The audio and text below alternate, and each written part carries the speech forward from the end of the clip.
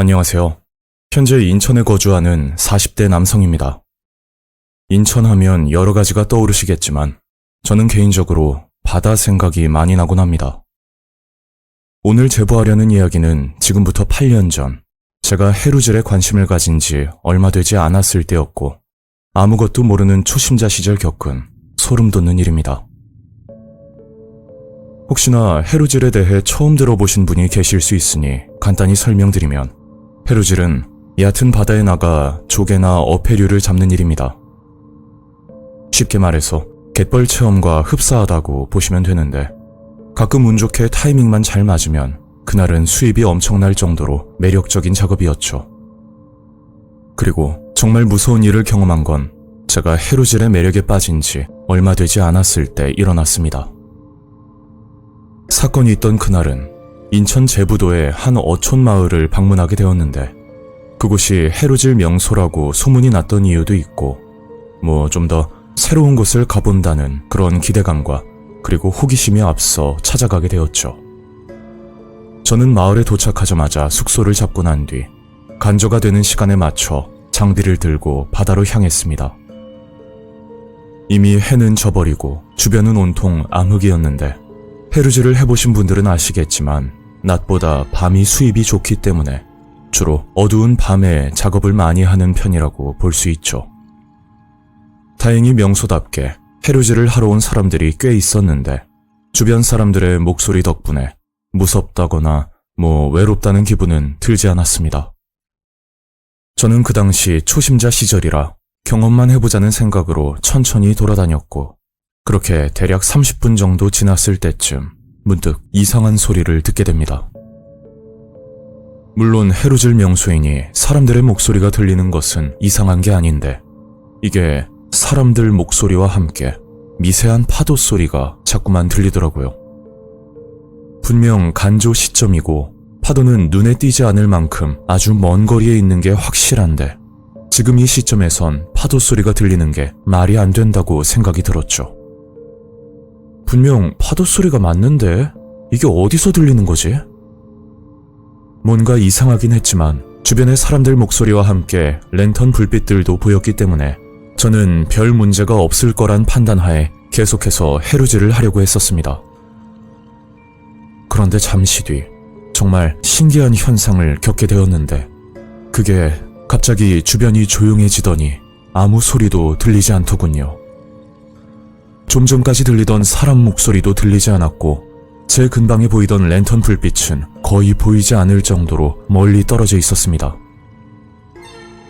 언제 저렇게 멀리 가신 거지? 그렇게 혼잣말을 하면서 이상하다 생각을 하고 있었는데 그때 바닷물이 제 무릎까지 순식간에 차오르기 시작했고 저는 너무 당황스럽고 무서워서 정신이 번쩍 들더라고요.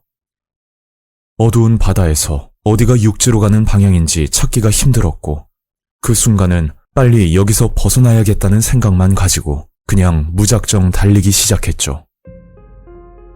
하지만 방향 감각도 상실한 상태인데다가 긴장까지 하다 보니 육지 방향이 아닌 다른 곳으로 이동을 하게 됐고 그 사이 바닷물은 제 가슴 밑까지 올라왔던 위험한 상황이었습니다.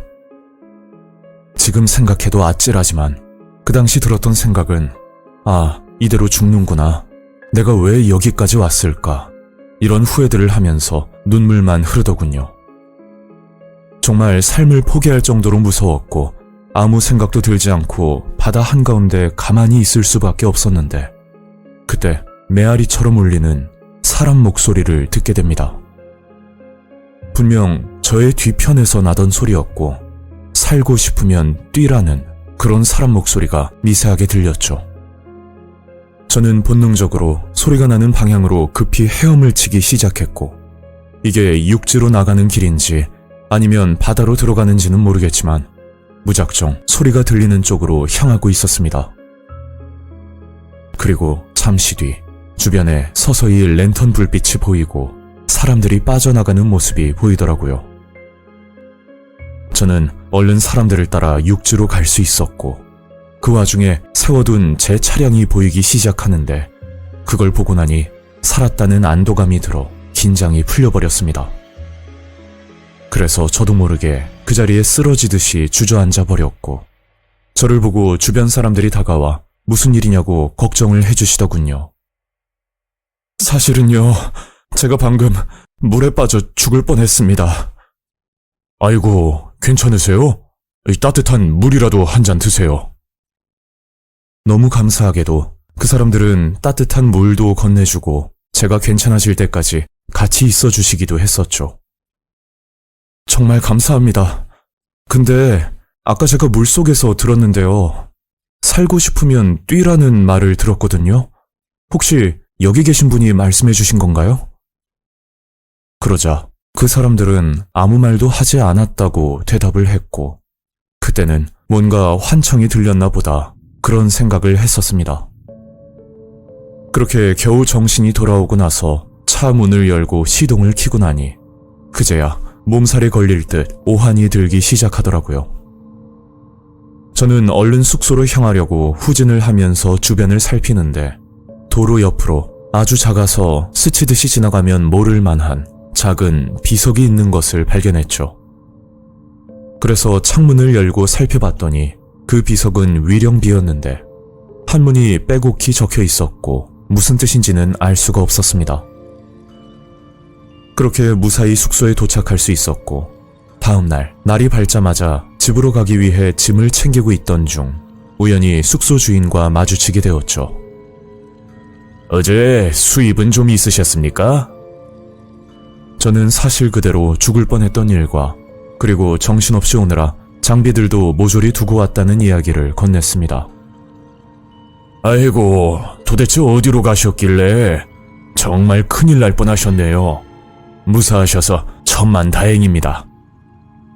저는 숙소 주인과 이야기를 하던 중 어제 봤던 작은 비석들이 생각나 그게 무슨 뜻으로 만들어진 위령비냐고 물어봤죠. 그러니까 숙소 주인은 깜짝 놀라더니 다짜고짜 액땜이나 제사라도 지내라고 권하는데 너무 황당하더라고요. 참고로 저는 믿고 있는 종교도 없거니와 요즘은 유사 종교로 사기를 치는 그런 세상이다 보니 갑자기 제사를 권유하는 숙소 주인이 이상하게 보이는 겁니다. 아니, 갑자기 그게 무슨 말입니까? 그러자 숙소 주인은 한참 망설이다 결국 말을 하는데 그 내용은 너무나 충격적이었죠. 그 위령비의 존재 이유는 예전에 해루질을 하며 사고로 사망을 한 사람들 또는 바다 일을 하며 사고를 당한 사람들의 넋을 달래기 위해 설치된 것이라고 하더군요.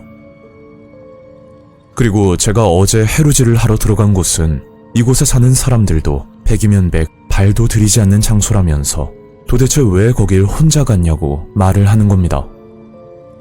그래서 저는 혼자 가지 않았다고, 주변 사람들이 분명히 있었다고 이야기를 했더니 숙소 주인은 황당한 듯 저를 보며 말을 하더라고요. 손님, 많고 많은 장소 중에 하필이면, 에휴, 거긴 잦은 사고 때문에 철조망으로 가는 길도 막아둔 곳이라 사람은커녕 차량도 못 들어가게 하는 곳이에요. 그 말을 듣고 곰곰이 생각을 해봤는데 숙소 주인 말대로 어제 그곳은 입구가 펜스로 막혀 있었고 초행길이던 전 펜스 앞에 주차를 하고 그 펜스를 넘어서 이동을 했던 게 생각이 났죠. 저는 갑자기 어제 일이 떠오르면서 온몸에 소름이 돋았는데 어디서부터 어디까지가 홀림을 당했던 것인지 모를 정도로 혼란스러웠고, 제가 육지에 올라와 바닥에 주저앉았을 때 따뜻한 물과 그리고 정신을 차릴 때까지 곁에 있어준 사람들은 진짜 살아있는 사람이 맞는 건지도 알 수가 없습니다. 아니면 또 다른 사고가 일어나지 않게 보이지 않는 존재가 도움을 주려고 했던 것인지, 바다 한가운데서 제게 뛰라고 말했던 그 목소리는 도대체 누구의 목소리였을까요? 저는 집으로 돌아와 이 일을 평소 가까이 지내던 친구에게 털어놓고 말을 했더니 친구는 깜짝 놀라면서 눈물까지 흘리는 겁니다.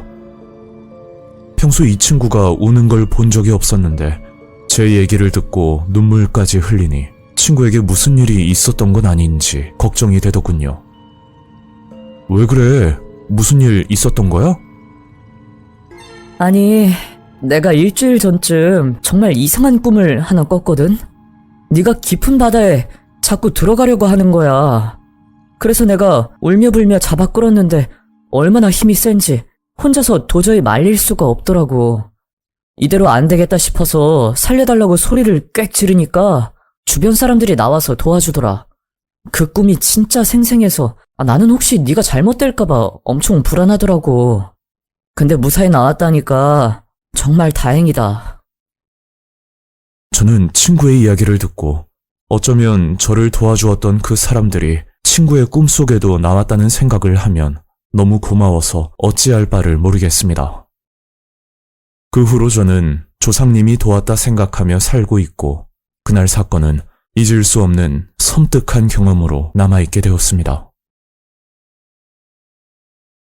오늘 이야기는 여기까지입니다. 구독과 좋아요 잊지 않으셨죠? 다음 영상으로 또 뵐게요. 감사합니다.